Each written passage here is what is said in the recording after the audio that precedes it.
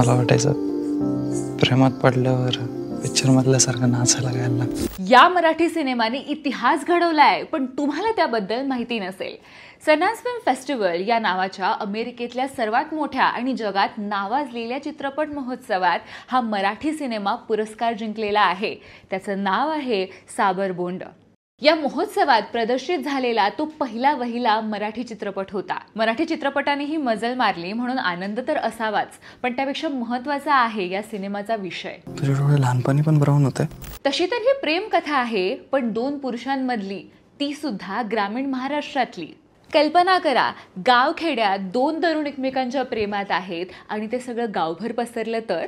आजही शहरी भागातही सुशिक्षित म्हणणारा समाज समलिंगी संबंधाचं नाव काढलं की कानावर हात ठेवतो। तिथे ग्रामीण भारतात कल्पना करा, या समाजातल्या मुलामुलींबरोबर काय होत असेल। 2012 मध्ये केंद्र सरकारने कोर्टाला सांगितलं होतं की आपल्या देशात सध्याच्या घडीला साधारण 23 लाख गे व्यक्ती आहेत, पण अर्थातच भीतीमुळे अनेक जण आपली लैंगिकता लपवतात, त्यामुळे हा आकडा मोठा असू शकतो। एका सर्वेनुसार ही संख्या 13.5 कोटीपेक्षा जास्त असू शकते। 2018 मध्ये 377 कलम रद्द झालं आणि समलैंगी संबंध गुन्हा ठरणं तरी बंद झालं, पण आजही समलैंगी विवाहाला कायद्याने मान्यता नाही आणि समाजाची मान्यता तर दूरच आहे। तसं म्हणायला गेलं तर मुंबई दिल्ली सारख्या शहरामध्ये प्राईड परेड्स निघतात, पण ग्रामीण भागात याविषयी कोण जाहीरपणे बोलणार। ग्रामीण भागात अशा अनेक समस्या आहेत, पण अनेक जण त्याबद्दल काम करून जनजागृती करतायत। त्याच विषयी कोल्हापूरच्या मयुरीताई आळवेकर काम करतात। त्या स्वतः तृतीयपंथी आहेत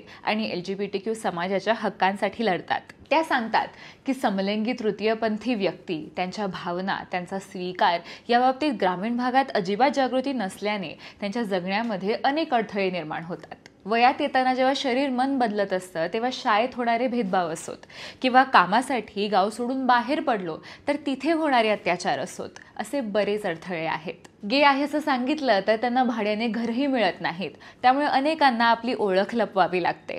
मयुरीताई सांगतात हे खरंच आहे, समलैंगी असून सुद्धा घरच्यांच्या सांगण्याने प्रेशरमध्ये येऊन लग्नही केली जातात आणि लोकांची आयुष्य उद्ध्वस्त होतात। या प्रेशरमध्ये येऊन आत्महत्या होण्याचं प्रमाण सुद्धा जास्त आहे।